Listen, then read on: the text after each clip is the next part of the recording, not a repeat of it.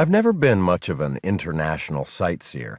I've never been eager to tramp around ancient ruins or bask in the architecture of the great cathedrals of Europe. I understand these activities have enormous spiritual and aesthetic value for a lot of people who are fascinated and moved, sometimes to tears, to be in the presence of the ancients. I'm married to a woman who is rarely so content as when she has the chance to wander the corridors of history. But it's never meant that much to me.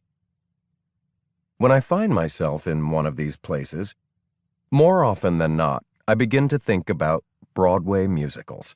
I consider it a defect in my level of curiosity. It's shameful, really. Musicals have provided me with the kind of nourishment that crumbling walled cities have not. I've loved them since my parents and my grandmother Daisy took me to see Mary Martin as Peter Pan just before my 6th birthday. In fact, along with non-musical plays, they've been the source of most of my education and consumed an enormous amount of my thinking and my emotional development, which sometimes makes me feel foolish. But I have to thank one particular set of ruins for the fact that this book got written. I was clambering around the Greek island of Delos, Apollo's home, on a hot August afternoon when it occurred to me that I ought to teach musical theater to college students. Why Delos? Why teach? Why that moment?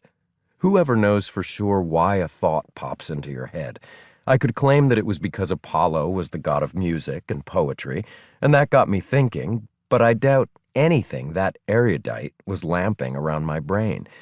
I have a feeling that the ruined columns lying in piles all around me reminded me of the poster for the Nathan Lane production of A Funny Thing Happened on the way to the Forum, which probably caused me some internal embarrassment.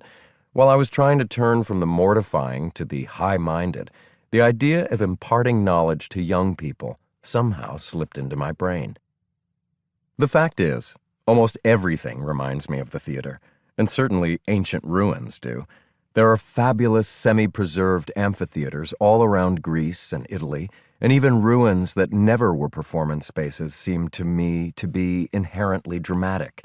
They make me think of declamatory speech and kissing in the shadows, murder in the dark, and coup d'etat.